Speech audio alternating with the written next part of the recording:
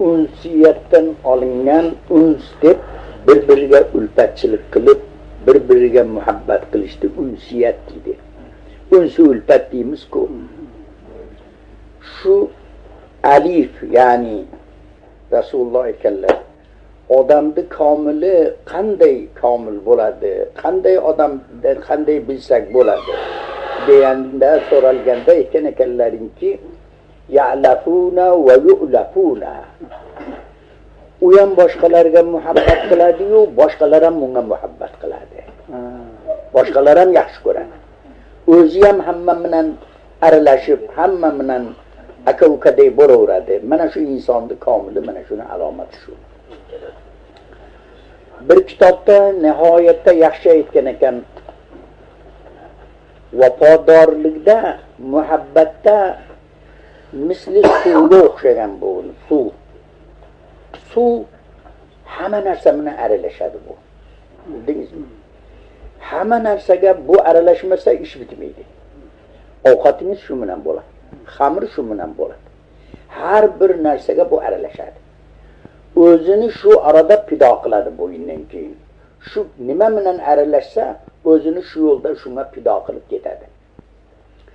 Aytadiki, ko'rgunda, masalan, bir kasa sutga bir kasa suvni qo'shsangiz, shu suv shuni ichiga kirgan zamoni shu sut rangida bo'lib ketaveradi shu.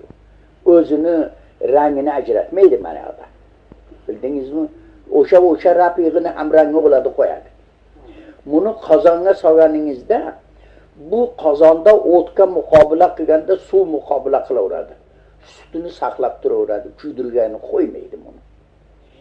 Shu to oxiri qatragada o'zini pido qilib boradi shu do'sti uchun. Oxiri qatra qo'yganda ne sutga aytadi, endi birodar, o'zingni o'zing saqla endi. Men endi ketdim endi, tamom. Ana, men seni endi saqlay olmayman endi. Ana o'tga o'zini muqobila qiladi-da, haligi sutni kuydirganini qo'ymay saqlab boradi. Qachon suv tamom bo'ldi, ana undan keyin o't sutni kuydirgani turadi undan keyin. Mana shu qozonga bir ovqat solsangiz ham mana shu suv kuydirganini qo'ymaydi, saqlab turaveradi. Bildingizmi? Qachon bu tamom bo'ldi, ne o't ta'sir beradi undan keyin. Endi aytadiki, do'stingga muhabbat qiladigan bo'lsang, do'st bo'lsang, vafodorlikda suvga o'xshagan bo'lgin, pidokor bo'lgin. O'z do'stlaringga o'zingni pido qilib yuborgin. Ana shunday muomala qilgin. Xo'p, ajoyib aytgan ekan bu, bir ajoyib misol keltirgan ekan. Insonning komili u hojatbaror bo'ladi. Boshqalarga yordam beradi, hamisha yordam beradi. Bildingizmi? Bu kam emas bu. Ichlaringda ham mana shunday bir hojatbaror odamlar juda ko'p topiladi. Nima ishingiz bo'lsa, u ko'ldarang bo'ladi. O'shani to oxirigacha sizga bir muyassar qilib hojatingizni chiqarguncha u ko'ldalang bo'lib shunga urinadi. Azbaroyiki muhabbatu ulfat, do'stlik orqasida mana shunday bo'lib o'zi hamma ishga ko'ldalang bo'ladi. Ba'zi joylarga ham boradi, ba'zi idoralarga ham boradi. Nima qilib sizni ishingizni bitkazishga harakat qiladi. Mana shunday odamni juda Xudoy taolo ham Qur'onda maqtaydi uni. Bu taajjubishki, unga birovga zarar yetkazishga hargiz ravo ko'rmaydi. Undan zararni daf qiladi. Ammo o'ziga zarar yetkazsa, birov kechirib yuboradi uni. U kechirimli bo'ladi. Boshqadan zarar tortib olgidek bo'lsa, uni kechirib yuboradi. Uni intiqom olaman demaydi undan. Mana shunday bir insonni o'zi nomi shuni ko'rsatib turibdi. Inson nimaga deydi desa, mana shunday bir-biriga muhabbatlik, bir-biriga mana shunaqa hojatbaror, ana unsi ulfatu muhabbatga ega ekan, shuning uchun u insonni inson der ekan. Bu o'zini nom bejiz qo'yilmagan ekan. Parvardigor mana Qur'onda aytadi hammasini.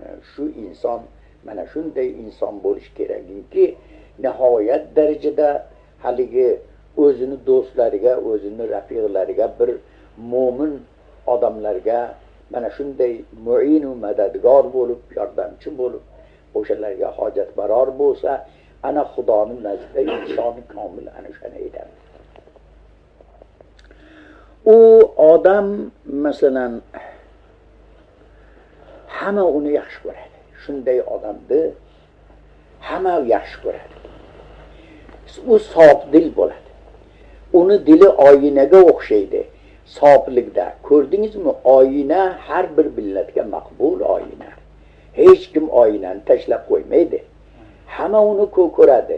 Nimaga oyinani hamma o'zi bilan birga olib yuradi, saqlaydi desa, u juda ham sof dilda uda. Bildingizmi? Siz qanday nima bo'lsangiz, sizni mana shunday qilib ahvolingizni ko'rsatadi. Ammo bitta bir betingizga bir holdek bir turqonmi, bir narsa bir loymi yopishib qolgan bo'lsa, shuni sizga ko'rsatib beradi. Mana shu xato, ana shuni tozalab tashladik deb. Bildingizmi?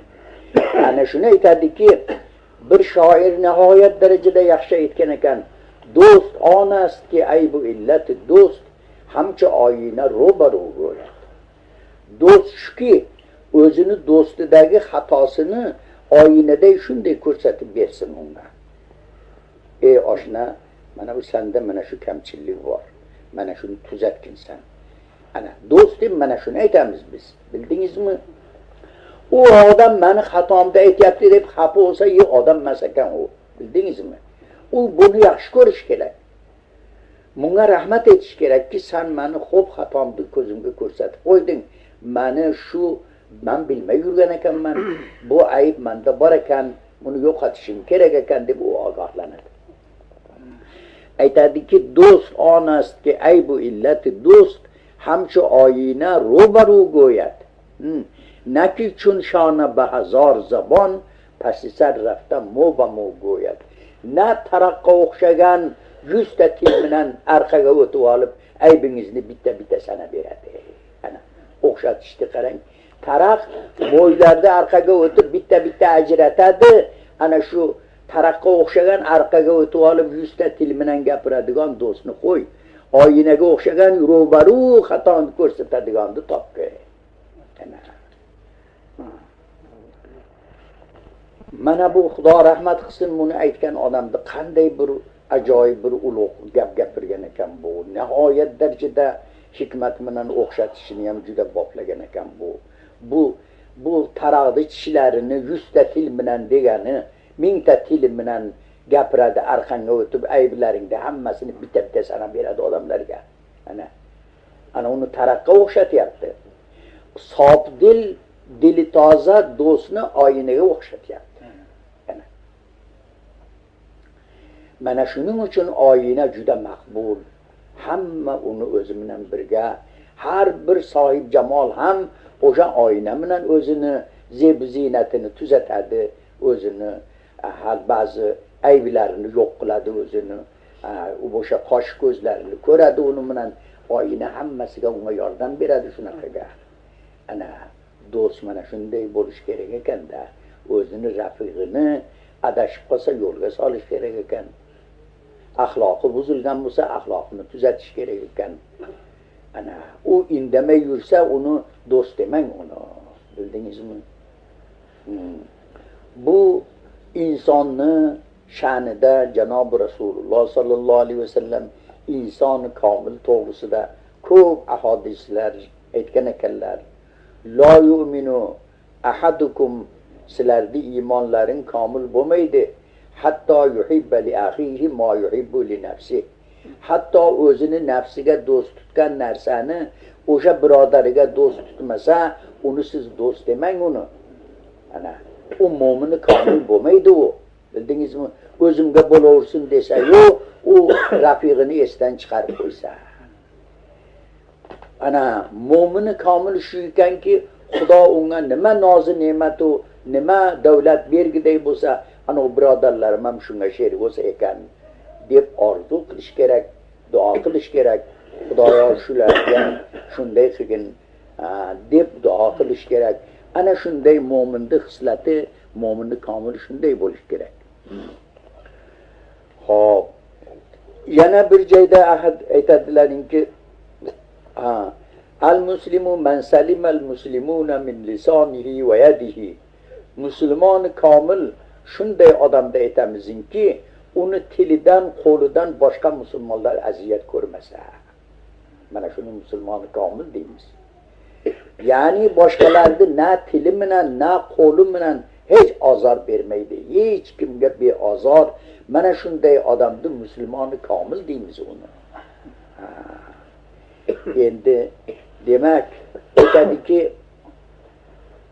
bir shoir xo'p aytgan ekan, yoddoriki vaqti zodani tu hamma xandon budandu tu giryon. Esingda bormiki tug'ilgan vaqtingda hamma xursandlik qilib, kulishib, bir-biridan suyunchi olib, shunaqa qilganu sen dunyoga yig'lab kelding. Tushgan zamoni vak-vak qilib yig'laydi, go'daydi, qoidasi shu. Onchunonziki vaqti murdani tu endi shunday hayot kechirginingki, o'ladigan vaqtingda hamma yig'lasunu sen kulib ketavergun she'rda. Ana. Kelganingda yig'lab keluvding, endi ketishda kulib ketgan. Bildingmi? Ya'ni hech kimga sen ozor ham bermagansan, hech kim bilan ziyon yetkazmagansan birovga. Ana endi hammadan xolisan, birovda haqqi ham yo'q senda. Xoli hamma yo'qdan etagingni yig'ishtirib, xursand bo'lib dunyodan ketyapsan. Boshqalar ana shunday odam dunyodan ketdi-ya deb chapaksanib, boshqalar dod dedi orqangda. Ana hammaga kamoliki mahbubliging orqasida, hammaga yaxshi ko'ringanliging orqasida, hamma seni o'limingga nihoyatda motam qiladi. Ana mana shunday tiriklikdir.